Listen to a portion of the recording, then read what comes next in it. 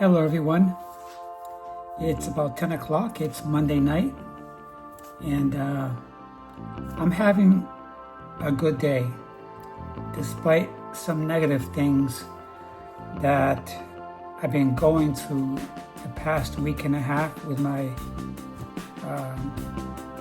boyfriend, now ex-boyfriend.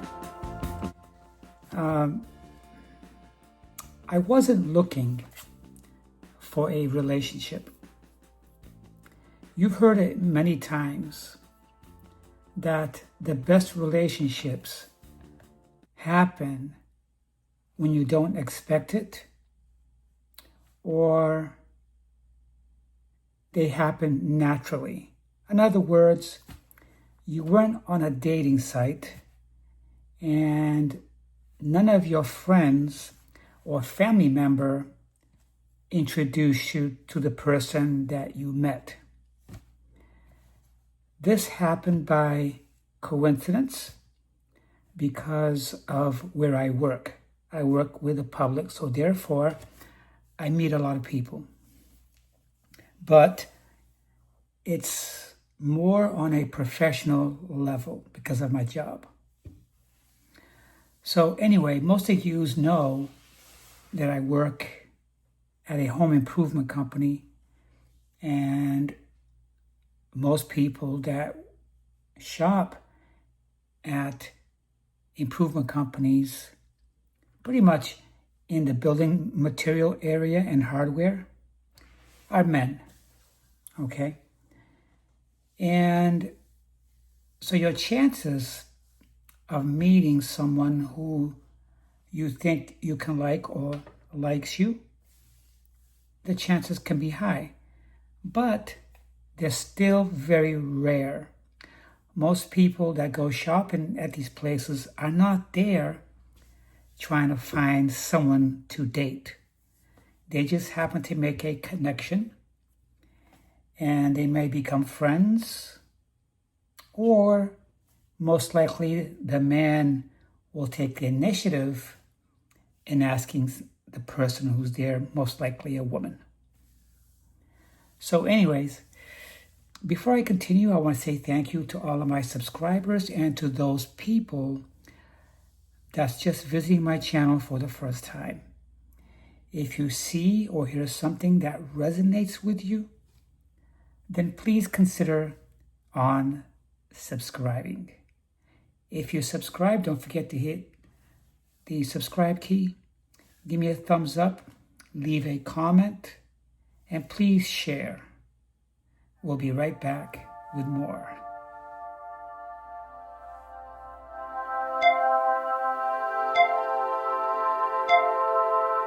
I'm not suggesting anything so complicated. So anyways, it's very unfair for me to make accusations, especially when I don't think that I'm a perfect person.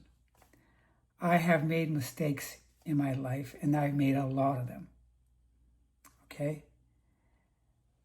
I consider myself to be a very fair person. I am 75 to 85% non-judgmental.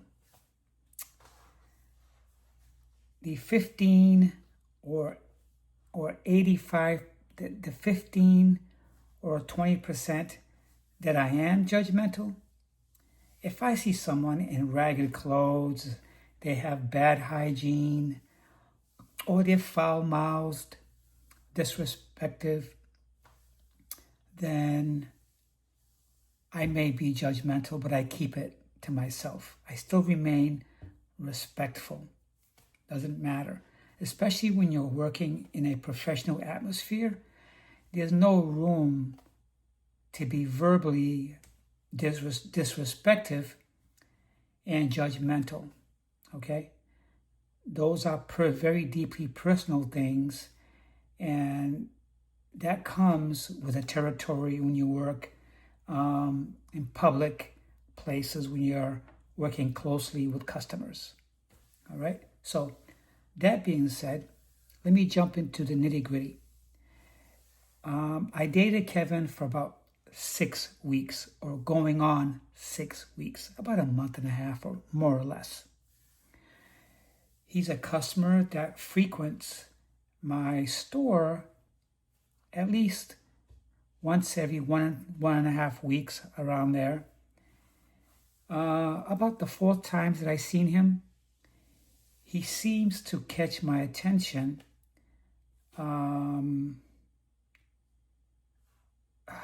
Verbally speaking, because he struck up a conversation. He was over friendly. He stared at me a lot. And then one day, he invited me to his home for a barbecue with his friends and neighbors. Okay? And I think the first thing he did before he invited me over his home for a barbecue was he invited me to go flying on his airplane, as he lives in a airplane community where all the homeowners have their own airplane hangars. I would say 85% of the people who live in this community have their own planes, and they have a runway where they take off and they land. Okay? I wasn't very attractive to the idea of flying small aircraft. In the military, flying was nothing new to me. I'm not going to get too deep into that. But I wasn't taken back by it. I just saw him as someone who's interested, and he was probably thinking about ways how he could get my attention, and maybe get me curious, or maybe he was probably showing off a little bit. But it was all fun and interesting. So after a few weeks of not contacting him, I didn't get his number from him. He just thought it was okay for me to go into his account and look up his address and his phone number. To me, that was unprofessional for me to do. And it would have been better if he had just given it to me or handed it to me on a note or something. I don't think my managers would have appreciated for me to go into his account and look up his address and get his phone number, because anybody can say that I was maybe pursuing him. I don't want people to think that I was stalking him. So it made me feel a little bit uneasy. But anyway, one day when he came in shopping, I had his account opened because he was there, and I managed to get his phone number that way and also his address, which I forgot to jot down. But when I came home, I just Googled him and I got his address, and then I phoned him about 3 to 4 weeks out after he initially asked me. And I told him that I was going to go to his barbecue. I went there for maybe a couple of hours. He introduced me to his friends, and that was it. And then we had a couple of conversations on the telephone. We spoke for about an hour and a half. It seemed like an interesting conversation. Kevin is a very soft-spoken guy. He's very kind. He seemed thoughtful, and he looked like a clean person, and he seemed to have it together. So during one of our conversations, I asked him, when we were talking about relationships and our status, whether we were available to date or whatever, he said that he was interested in me and he would like to get to know me better. And then we got together and we went out to lunch and we decided to begin dating. So What I did before getting too informative on every step of the way and every time we met, I don't need to go into that. But what I did was, on my little book, I did a list of pros and some cons, and to explain to you the things I noticed that I think contributed to us breaking up and going our separate ways. So I have a pros and a cons list, and off the top of my head, I came up with about 9 pros, which means what are the good traits and the good things that I see about Kevin. But also I did the cons. And the cons, they stand out pretty obvious to me. So let's begin with the pros. I'm sorry. The pros was he's very kind. He's soft-spoken, and I like soft-spoken people. They're not very aggressive. They're laid back. And one of the things I noticed about Kevin, he had a very serious side to him. He was very straight-faced, didn't smile very often. Unless he was nitpicking in a fun way, then he would smile.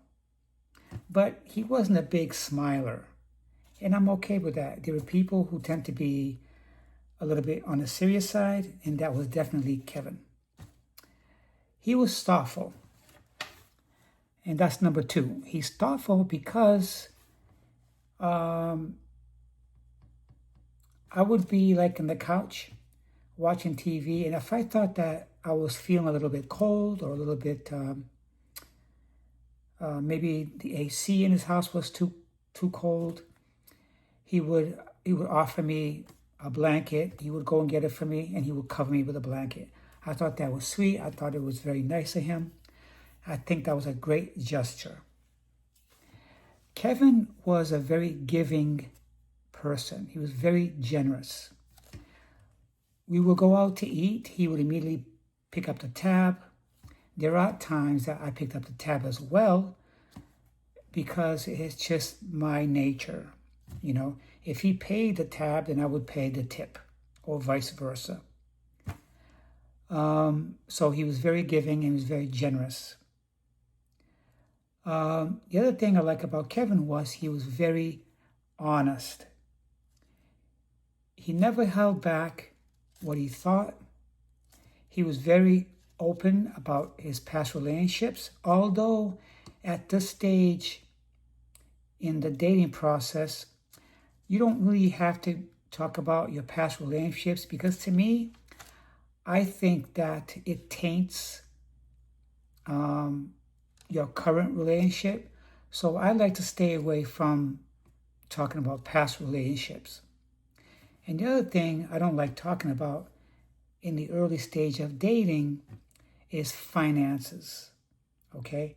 I don't like to reveal anything about my retirement or pension, or if I'm having any hardship financially, or if I'm in debt or out of debt, whatever. I don't talk about it. I don't talk about how much something is worth, or I don't like showing off. And I think those are the things that could be red flags. And I think it's distasteful to me. I like to keep relationship very, very simple in the beginning and keep it light. Besides being giving and very generous, he was all that. He was giving, he was generous, he was kind, okay? The other thing was he was very honest. He always spoke about what's on his mind. He talked about his past often, and if he saw something he didn't like, he would say it. Even if it hurt your feelings, he would say it. He spoke about his friends a lot, and a lot of it was his opinion, but he was still being honest because he's showing you his true colors. He didn't hide anything, okay? He liked talking about what he did in his past employment. He talked about what his plans were a lot and where he hopes to be in a year or two. So he never held back. He was very forthcoming, honest. He was clean. His home was always clean. Everything was always arranged. He had a little dog. He always took care of his dog. He made sure that his dog was groomed. It was fed, and he kept his home nice and tidy. His bed was always made when I went to his home. And yeah, so he was a very clean guy, and I appreciate that. He was clean cut. He was simple. He was a simple person. And that's one of the traits I like about somebody who I'm dating. Simple is something that I like. Some people can be simple and yet be complicated. But for now, I'm just gonna say that he was very simple. So the other thing, besides being clean, he was a planner.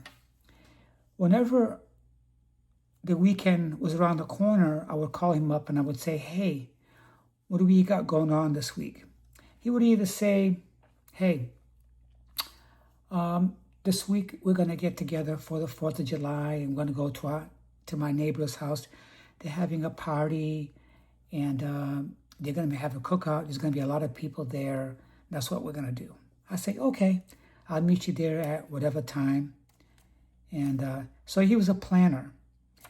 Maybe he planned to go motorcycling. We did that often. We enjoyed motorcycling together. We enjoyed flying together with his plane. So he was a planner. Not only that, but he planned his retirement. He always thought about and talked about where he wants to be in 5 years or next year. He talked about coming vacations, things we ought to do together, that kind of stuff. And these are things that can happen in relationships. People plan stuff, you know. The other thing was he was very observant. He's very observant of people's character, of people's behavior. He was observant of what's going on in politics. So he observes everything and then he talks about it. For him to be a planner, he had to be someone who has drive. He does have drive. Kevin has a lot of things going on at the same time, and I think that sometimes when you have a lot of things happening because you have drive, you never finish anything because you got too many things happening at once. He had 5 vehicles. For example, I would go to his house. He would have something that needs to be done that he started that never got done. And before he even finishes something, he's got something in the back of his mind, another project. But he had drive.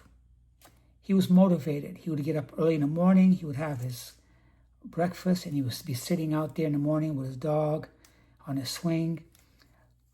He would get up. If I'm spending the night at his house, he would let me sleep up until 8 o'clock, and he'd be out there. Then he'd come in, and we'd get together and do our riding. We had a specific time that we had to be out on the road because here in Florida, it does get kind of very hot. So that was pretty cool, okay? Kevin tended to be a little bit of a show-off. That's okay. A lot of guys, they think they can impress a woman by being a show-off. They talk about their motorcycles, they talk about their cars, and they showboat. That's normal with guys, and that could be a pro because it could be kind of fun to let them be in their own mind and seeing what comes out of them. It can be exciting. That's not something that bothered me, so I see being a show-off okay. But yet, he was very simple, okay? He didn't care much about wearing expensive jewelry. He was a simple guy. He's okay with a t-shirt and some pair of shorts. We're going out to eat. He's got his t-shirt on. He's well-groomed. He's simple. And those are the pros that I like about Kevin. He was simple. And there's about 11 pros there that I can think of, and I really gave it long thinking. Are these good things? Yes, they're good things. Some of the things that I found as cons were as followed, and I think the cons, even though I found 11 great pros to him, I think that the cons, they overshadow the pros and the good things I like about him.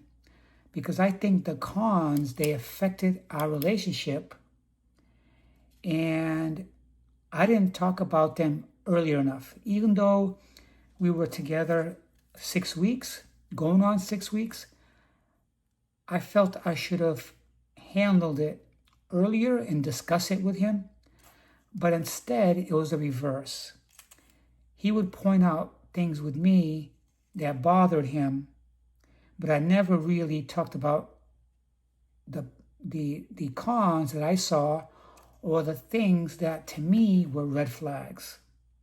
So let's begin with the cons that I found about Kevin that contributed to our relationship ending. So Kevin is a very critical person. And when somebody is very critical with you, it hurts you deeply.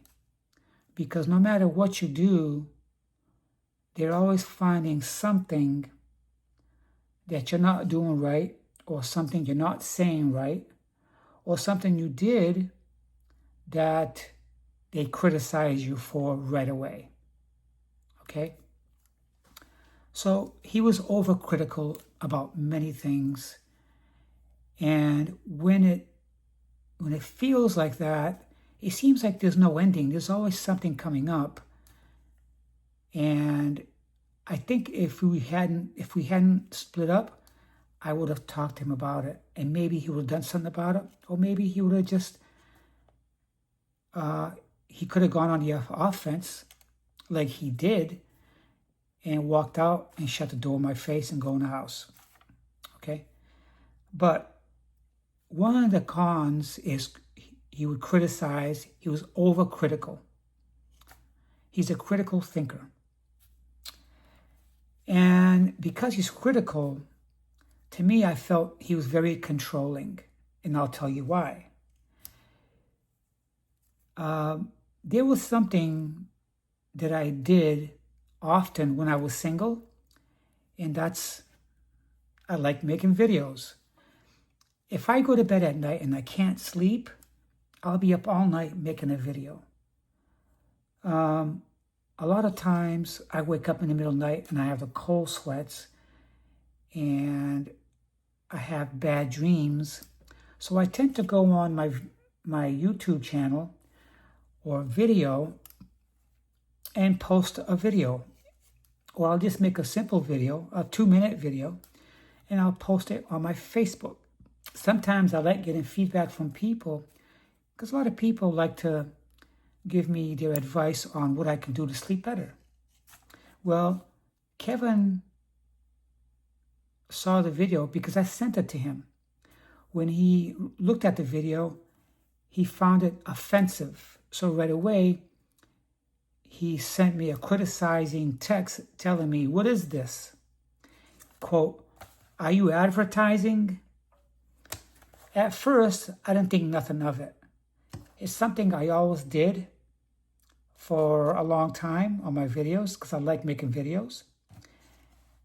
And he took it personal and he thought that I was leaving him. So therefore, I made a video to advertise myself in my bed to catch attention of other people.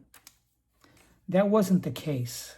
And I told him that I'm not breaking up with him. I'm not trying to find another relationship. But he took it in a bad way. And he was having a hard time letting it go. So to me, that was critical because he started nitpicking about it. And to me, he's also controlling, because when I went to his house to go talk with him, he said to me that that's not something that he's into, and it's not something that he likes. And so I felt like what I did was it threatened my relationship with him. But before I went to go see him, I took the video down and I let him know that I took the video down. It's no longer on Facebook. But it didn't make a difference because it contributed to my breakup, because he didn't feel like he can trust me, and he saw it as a red flag. To me, it was harmless. I wasn't out to make him look bad. I wasn't out to hurt him, but that's the way he felt. And to me, that was a sign of insecurity. Okay? When somebody's controlling, it's a sign of insecurity, or somebody who's insecure. That's the other con. Okay? I think he's a very insecure person, because I did these things when I dated other people and it didn't bother them, but it bothers him. And I think I started seeing cracks in his armor. Okay? So the other thing too, besides controlling and insecure and critical and controlling, the other thing that I see about Kevin is that he's very distant. As a couple in a 6-week relationship, and if you have interest in someone, you develop a closeness and you want to be close with someone who you're interested in. You're in the process of building trust, and you develop a bond, and you show that you care, which he did. He's very caring, because I told you that if I'm cold in his house, he would offer me a blanket. And a lot of times he would like to cook for us. I did the same thing, but he did those things. He was very distant. For example, about a week ago, we're watching a movie, and I wanted to get close to him, and I don't know if he was too much into the movie, but I just wanted to sit near him and kind of cuddle and watch a movie together. Out of nowhere and immediately, he threw out his hand. He told me to get out of there. He told me to go sit on the opposite side of the couch. I found that disturbing, because I'm 60 years old. Out of all the people I dated, not one person ever did that to me. If you're interested in me and you're looking for a relationship, why would you push somebody away like that? So this is what happened. I went and sat on the opposite side for over half an hour. And I didn't feel comfortable anymore. I felt a coldness when he did that to me. It was almost scary. It was surreal. Here's a guy who's interested in me. He wants my company. We spend the weekends together. We do fun things together. But out of the blue, he would push you away to go sit there. It left a chilling feeling. And at that moment, I decided that I was going to cut back on the time that I spent at his house. And instead of sleeping the full weekend, I thought to myself that I could probably spend just one night a week and see how things went from there. So that made me think that he can be very distant, very distant. The next con that I see, and the distant, like I said, can be cold. That's the other con. He can be very cold. Can be cold with his remarks, his nitpicking, and that's the critical part of it. It can be on the cold side. And that will lead to the other con, which is very insensitive. He's not sensitive. He wasn't very sensitive to my feeling about that. Because he gave me a blanket to stay warm doesn't mean he's sensitive. Because if he was sensitive, would he push me away to go sit on the opposite side of the couch? No. He's still insensitive if somebody makes cold, calculating remarks about you or likes to jab. He did those things. And the other thing was he's insulting. He's very insulting because he makes remarks. I don't know about you. When somebody's making remarks to you or he's jabbing you within 6 weeks of dating, that's a red flag. That, to me, is a red flag because it tells you what's to come if you're going to stay in this relationship. What's there else to come besides being cold and shoving you away? We went to a restaurant for a pizza, and we ordered a pizza. The pizza was very, very good. And that particular day, we just got through one of our motorcycle rides, and we decided to stop for a pizza for lunch. The pizza flipper was very narrow, but the slice of pizza was very wide. I'm sitting across from Kevin, and I reach out to grab a slice of pizza. I pick up the pizza, I start pulling it towards me, and the pizza flips over and falls upside down. Now, we're at a very small restaurant. It's small but yet cozy, an Italian restaurant. And right away, he starts to insult me and being critical because a slice of pizza flipped and it landed upside down on the table. This is a small restaurant. The tables are very close to one another. There's people behind me, there's people in front of me, there's people to the side of me. And he's talking about this and people can hear him.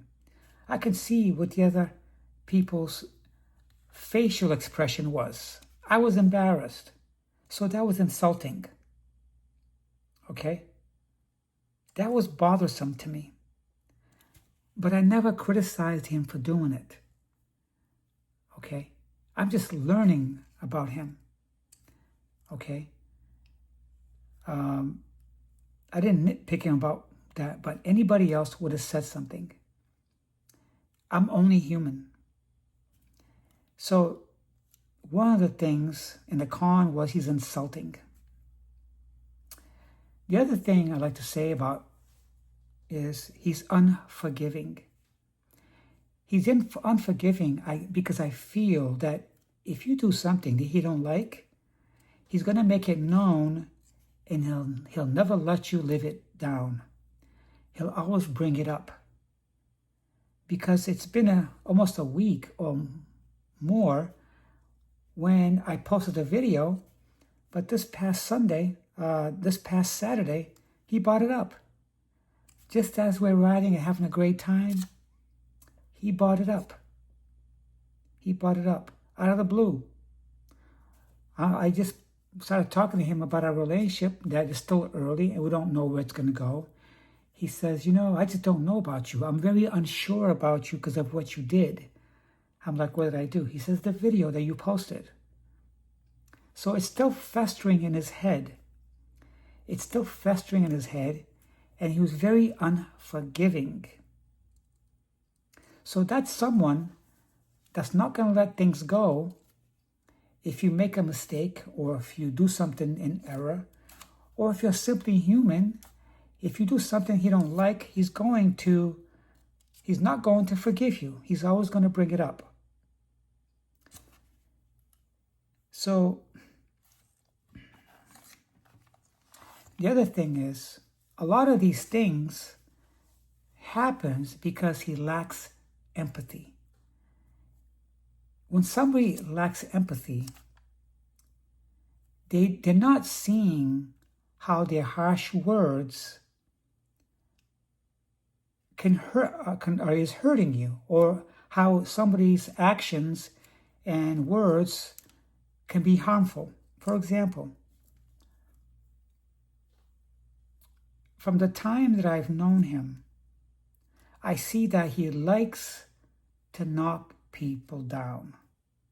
He's very judgmental. And that was the next thing on the list after lacking empathy. Because you're judgmental, you don't think of how something is going to affect other people. And with his friends, he never said it to his friends' faces. He would always tell me about how he felt about so-and-so. For example, he says he doesn't never take any advice from people who have accomplished less or who have less than him. He won't take advice from them. I think I would take advice from people who have less and done less. You know why? Because I can use those examples of them who have less, who want to give me an advice, because I will learn not to do. Don't do what he did, because I can wind up like him. So I will do the opposite. So therefore, you can gain from somebody who has less and done less and achieved less than you. You can learn from that, because maybe they regret not doing what you want to do. So they might regret not doing what they did, so they're passing that on to you. They don't want you to end up like them. So they're giving you advice. Because maybe now they're doing it, even though it's late in life, they're doing it because they never did it in the beginning. Because if they had, they would have had more or would have been happier. But to Kevin, he says, I'll never take advice from him because he didn't do anything that would have been better for me, because I'm in a better place than he is. So that to me is judgmental. Okay, it's judgmental. The next thing on the list that I see on the cons is this. He was being very critical of me when I made a video, and he's nitpicking, and he always was very, he always speaks very highly of himself. From day one, he's speaking highly of himself. And when I say day one, I mean from the very first time that I went to his house for a cookout, we're sitting on the swing, swinging back and forth, while everybody's having their corn and their clam and the seafood, which was very good, by the way. And I enjoyed it.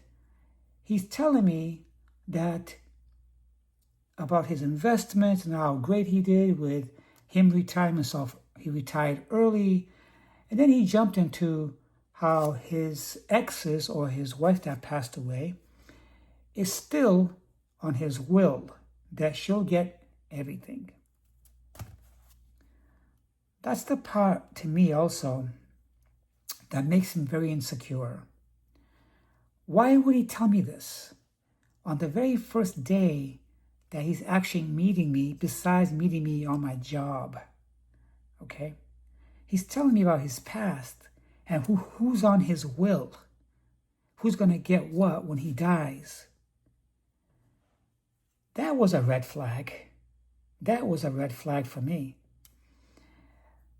Are you trying to impress me with stuff like this? Are you trying to grab my attention? Because I already liked him, because I thought he was soft-spoken. He seemed like a nice guy. I don't need to know about his financial affairs or who's lined up to get what if he dies. That's none of my business. That's not something I would talk about or expect to hear from someone who just meeting me who has an interest. So to me, that's a sign of insecurity. A lot of these actions are signs of insecurity. As I said before, he's a nitpicker, okay? He nitpicks on the smallest things. He nitpicks on my home because to him, I shouldn't have bought a home that's a townhouse that's attached to other people who live on the same street, an attached home. But the roof lines are all separate. We have thick concrete walls separating each unit, so I have privacy. I have my own garage. I love my home. He nitpicks everything. He's not too keen on my cats, even though I have 3 of them. And he nitpicks and nitpicks and nitpicks. No ending to nitpicking. That's a con for me. And the other thing, when somebody lacks affection, they don't reach out to you a whole lot. They don't give you a compliment. They don't tell you, oh, you're dressed very nice today and you smell nice. They rarely say thank you. We went motorcycle riding one day, and I'm riding my motorcycle, and I always followed him. I don't like to ride my motorcycle fast. I like to keep distance between myself and his motorcycle. I like to get the grand view of the road ahead of me, the vehicles to my right and to my left, and to what's in front of me. I want to be safe. That's not all I observe. I observe him riding. I found him to be attractive. I compliment everything. I touch his hair. I run my hand through his hair. I compliment him. I admire him, and I let him know. In the 6 weeks I've known him, he's never admired me. He's never complimented me. He's never ran his hands through my hair. He's just never done it, okay? That's lacking affection. He doesn't show affection. He lacks that. I don't know why. But I picked that up as this relationship was moving forward.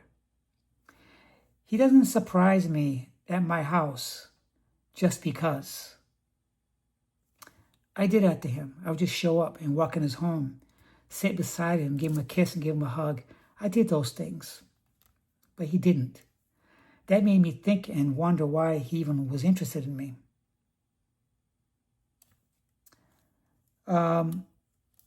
His communication, a lot of times, had to be a lot about the things he did on his job, the things he wants to achieve, the things he has and what he wants to do around the house. He talked about his retirement more than once, quite often, every single week I was hearing something like that. And his communication, he lacked the communication that was directly involved with improving the relationship. There was none of that. He never reached out to me. He never called me just because. He never returned my text. It was just weird. Just weird. If I didn't call him, I probably wouldn't hear from him. I would call him multiple times during the week to see how he's doing. I would call him sometimes on my lunch break. I would call him on Thursdays or Friday nights to find out what we have plans for the weekend. Okay? And because of these things, I found him self-absorbed when he only talked about what his plans were and what he wanted to do. He talked about his real estate adventures and his dealings. He never talked about what I did on my jobs, except my military. He very seldomly talked about that. I never discussed him about my finances. He never asked, but I knew all about his finances. I never asked. So therefore, I found that to be self-absorbing. He was self-centered. Never asked too much about me. He never asked me what I liked or didn't like. And because he behaved the way he did, I found him to lack empathy. He didn't have empathy towards others. He didn't have any empathy towards me. And all that led to controlling. And the conversation that he had with me was quite dominant. He dominated the conversation. I was lucky if I can squeeze in one thing. The conversation was sometimes one-sided. I couldn't get in a word or two.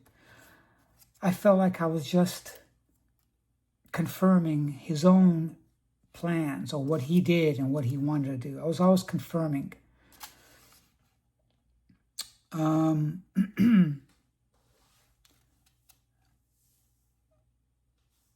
So it led to a complicated relationship sometimes. So in a relationship, there were at least 17 cons versus 10 pros. And to me, this is why the things I discussed are why these things led to us going our separate ways. So what happened on the last day? The last days I was with him, we were watching a movie. And even though I was laying on his lap with my head in his lap watching a movie, I reached out to grab him, to pull him down, to kiss him, and he kind of pushed me away. Didn't want to have nothing to do that. And we wanted to go to bed, but each time we wanted to go to bed, he wanted to stay up and watch another episode of the series on this Netflix. We watched at least 3 more episodes, and now it's like 12 o'clock at night. We're going to bed. And I get to bed, and I'm comfortable, and he has his back towards me. And I get close to him, and I said, I want to kiss. He turns around quickly. He gives me a kiss on my lip, and immediately sleeps away from me with his back towards me. And I said, I wanted a real kiss because I was in the mood. And when I told him I wanted a real kiss, he kind of laughed and just stayed there facing his side of the bed. So I had no choice except to just turn around on my back and fall asleep. And I thought about that for a moment while I lay there, and before you know it, I was sleeping. So in the morning, I felt him get up or move around in bed, and I closed the distance between us. I closed the distance between us. And I put my arms around him, and he got my hands and put my hands on his penis. He had a hard-on. He had an erection. He was in the mood. Right away, I felt offended.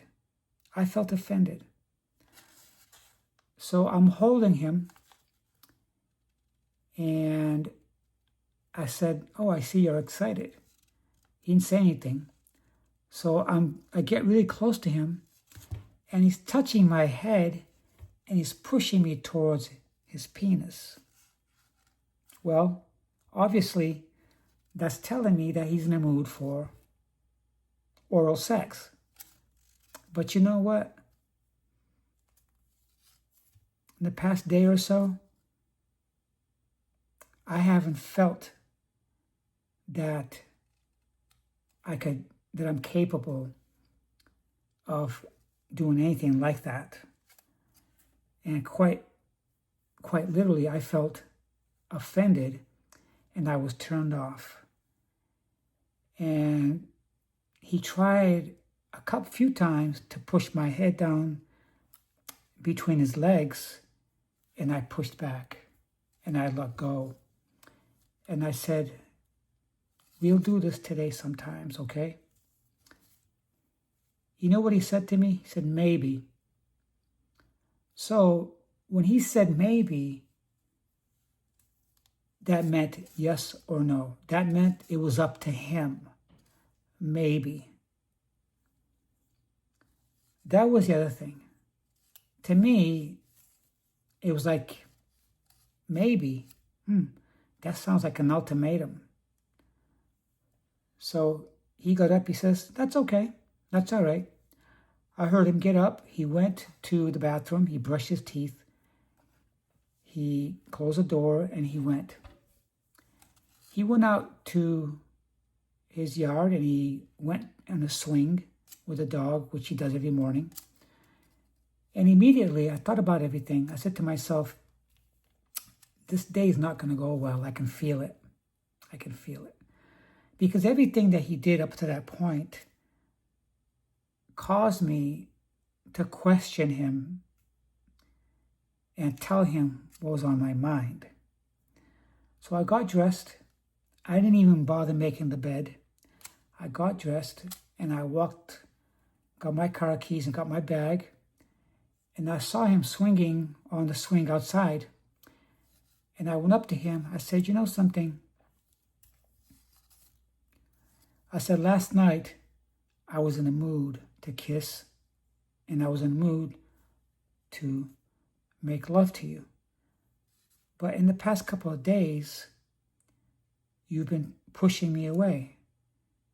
And Saturday, that day, I pulled your head down towards me so I can kiss you, and you pushed me away. And now in bed last night, I wanted to kiss you, and I was in a mood, and you didn't want to have nothing to do with me." He said, "I was tired." But he wasn't tired when he was watching the movie, all those episodes. But now in the morning, he wants to bypass intimacy. He wants to bypass kissing to create a frenzy to make love. He wants oral sex right away by pulling my head towards his bottom. I felt offended. I felt a sense of disrespect. And I said no.